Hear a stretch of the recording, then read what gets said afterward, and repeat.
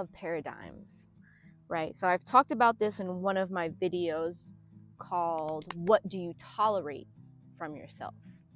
What do you tolerate? What are you willing to tolerate? Something along those lines. And a thermostat, there's this thermostat, and you set the thermostat at a particular point so that when it hits a certain degree, like let's say you have the thermostat set at 65 degrees. Anytime that dips below 65 degrees, the heater comes on, right? So this is the thermostat. When you are shifting paradigms, when you are changing what you tolerate from yourself, you are adjusting the base level where in which the heat will go on or turn off. Why is this relevant to this particular video? Well, let's say that you have shifted the paradigm, or you have shifted the thermostat. So before you were willing to tolerate, you had your thermostat set at, I tolerate disrespect. Disrespect is okay.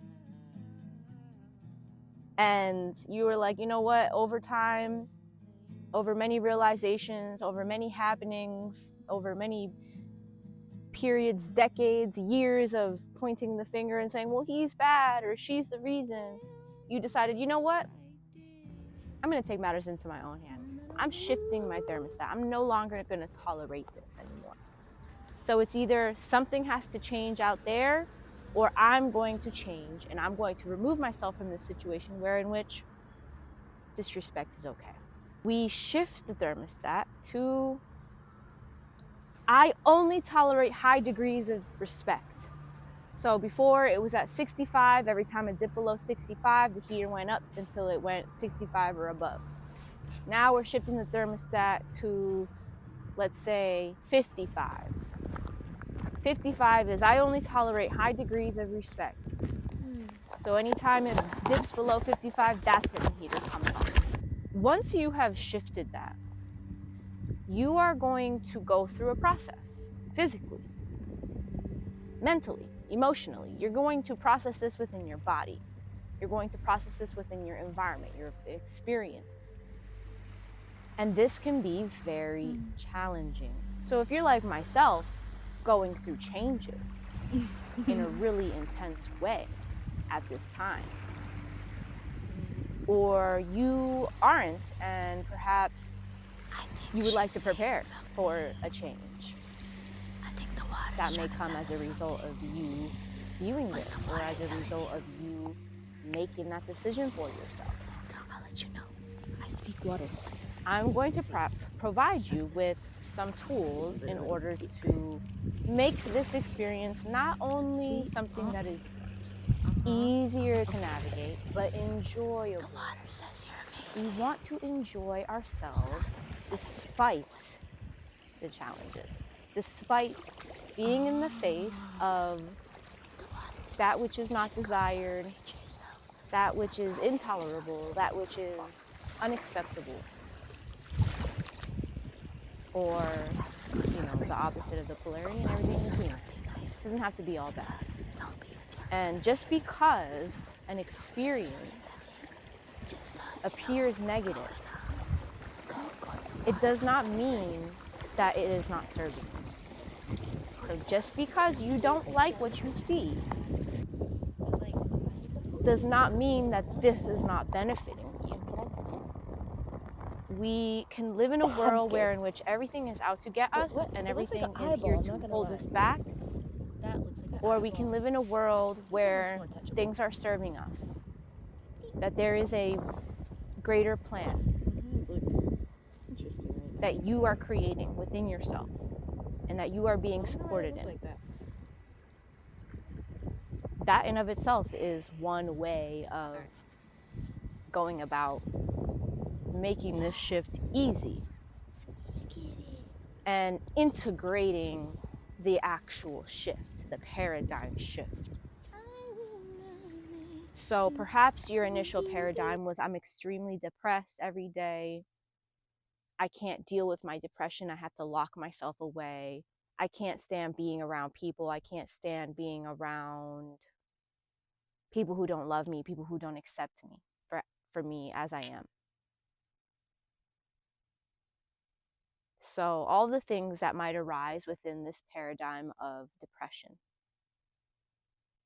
You can shift out of this paradigm by setting a new thermostat. So the initial thermostat was, I am hopeless. My brain chemistry is completely up and there's no hope for me. Nothing works, no medication works. I don't trust anybody. I don't want to talk to nobody. And so here you are, right? Or it could be something that's more in alignment with you and your wellness, and maybe you're not depressed. But regardless, this is your thermostat. You're going to shift this. You're going to make a decision when you're ready to something that is more in alignment. It doesn't have to be valley to mountain peak. It can be, I'm in severe bipolar, depressed, manic, whatever, to I have less manic episodes. I don't go into panic attacks as much anymore. And even though you might not necessarily believe that wholeheartedly, or perhaps that's not the full truth of the situation, we're shifting the therm. We are going and manually shifting, right? You are in control of yourself. Perhaps you found yourself in a position where you lost control, but you are regaining control because that is your birthright.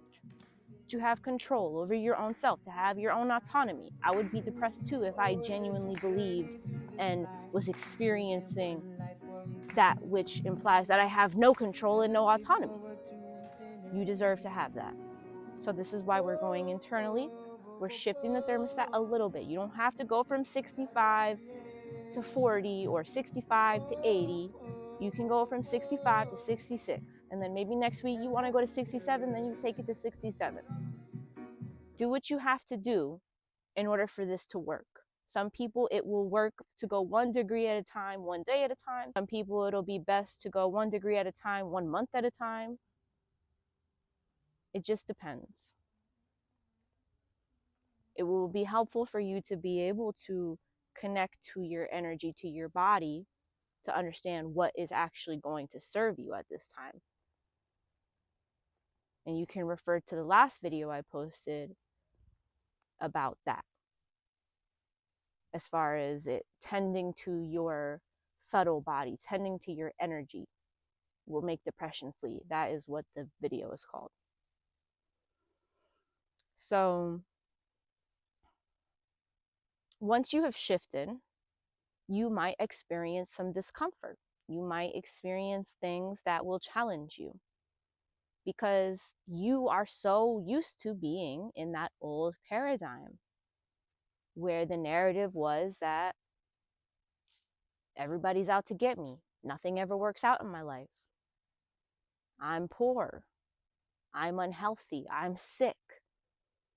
I'm in pain all the time. I have chronic pain. I'm diseased. You've shifted that, and now you have to learn how to adjust. You have to work with your new paradigm. You have to start to do things that will allow you to live in alignment with that adjustment every day, every moment, every breath. And this is why I'm so fond of the works of Devon Graham, the Black Airbender, because he really teaches people how to be in alignment breath by breath, the power of the breath, how powerful that is, truly, how helpful it is, how guiding, how well guided one would be by allowing the essence of life to guide you, to move you, to inspire your thoughts, to ground your body, not by being elaborate and doing all this crazy things, but by simply just inhaling and exhaling through the nose by emphasizing those exhales. And there's so many different ways that you can practice alchemy breathwork, which is what he teaches. That is like a very basic thing that you can do, is be consciously aware of your inhale, your exhale through the nose, while simultaneously pairing harmonious thoughts with that inhale and that exhale. Because if you're thinking disharmonious thoughts that do not allow you to shift and integrate this new paradigm into your experience, then you're going to be breathing life into that. Whereas if you're thinking things that are harmonious, that are in alignment with you, allowing yourself to seamlessly, effortlessly shift moment by moment, it's extremely powerful. And I would definitely hit the links in my description and go follow him, the Black Airbender, on all the things, and just listen to what he has to say and realize how generous he is in what he gives as well. Take notice to that. So yes, that's one very basic thing that you can do, is just tapping into the breath, the power of the breath, and not just any old breath, but specifically alchemy breath work. Another thing that you can do that might be helpful, it has helped me tremendously, allowing myself to be aware, to bring myself back to the awareness of that shift, being intentional. So you made the shift, you made a decision, you made this declaration. Now you have a responsibility to reintroduce this to your conscious mind and to your subconscious mind. You must bring this up into your awareness.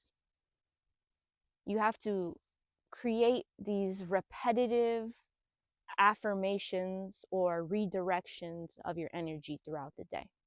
You can set alarms if you need to, at specific times that hold relevancy to you. It could just be morning, evening, night, where you bring yourself back to the center of that very specific shift. Understanding the need to come back to this so that you can really expand upon that in the moment. And perhaps within that time frame where you bring it back into your awareness, and then nighttime comes around, that time slot between the morning and the evening, or the evening and the night, your energy might have dipped all over the place. It might have gone so far away from that shift that it was out of your sight. But as soon as that alarm goes off, or as soon as you take that time for yourself, that time that you have intended for yourself, to return back to what it is that you've intended, again, you will center yourself. You will be able to reflect on where your energy just was for the past 4 or 5 hours. Redirect, recenter yourself back into that new state, and immerse yourself into that feeling of what it's like, of the behaviors that are in alignment with it and the behaviors that are out of alignment with it. Addressing what behaviors you've exhibited that took you away, that led you astray and away from this, and what behaviors you took that led you towards it. Celebrate yourself. Take some time to give yourself some credit. We deserve to be celebrated. When you don't give yourself that credit over an extended period of time, you don't give yourself that love. Not that kind of love where it's like, I have to do good for myself and I'm going to do right and I'm disciplined and I have the best character. That is necessary and wonderful. But I'm talking about the kind of love where you're like, you know what? I'm going to go and give myself a hot bath. I'm going to take myself out on a date. Nobody else is involved in this. It's going to be about me. I used to have this teacher, my forensics teacher in high school. I think that's what she was. And when you would step into her class, she'd be like, this is like the first day of school. She'd be like, I want somebody to ask me what time it is. And, you know, somebody would raise their hand and be like, what time it is? And she'd point at the clock, this big clock, with a giant picture of herself on the clock. And she'd say, it's Martinez time, okay? I want you guys to really get into your Martinez time. Get into your time where this is your time. All about you, all around the clock, all you. 24/7. The time out of time where in which it is your time for you. So do what you love. It doesn't have to look any one particular way. You can go buy yourself a pastrami sandwich and eat it in a dumpster. You can go and climb the highest peak of a mountain. You can take a bath. Just do something for you in celebration of the steps that you took. Good job. I love you. You're amazing. Positively reinforcing yourself. The time that you spend addressing that which you have done, the ways that you have spoken, the ways that you have thought, the ways that you have behaved, that have made you deviate away from what you have shifted into indefinitely, is also very important. Find a nice balance between these two things. Allow that space between these time slots to be the moments where you can gauge your energy, and allow those time slots where you're reflecting to guide you to, it's like your period of assessment. This will be very helpful. It's a very grounding practice so that you can see where you're at, so that you can see where you're not. So I appreciate you. I'm about to go to the beach. This is me time. This is all about me 24/7 right now. It is Jocelyn Karina Bertrand Fajardo time. So I'm wishing you guys a lovely day. And I told them that she was a little girl. Yeah, you didn't have to tell me. Sorry.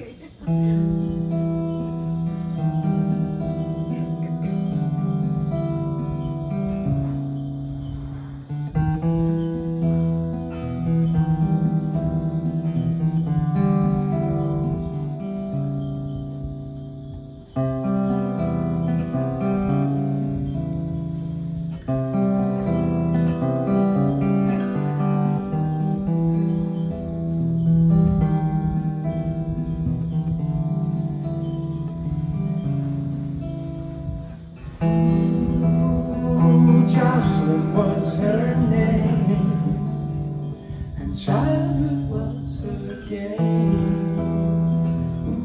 With such a grace, she turns and hide her face. She calls a name, then Jocelyn hides again behind a scarf.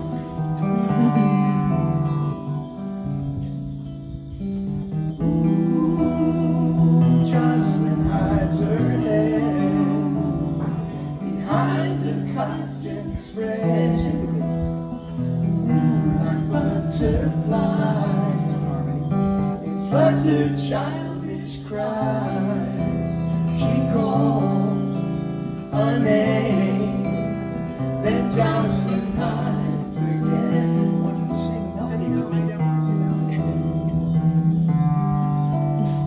Then Jocelyn hides again.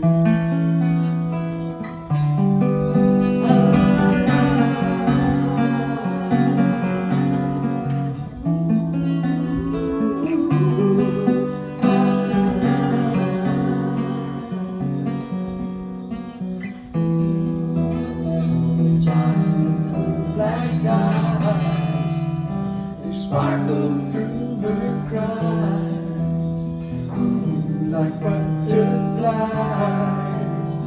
with fluttered childish cries. She calls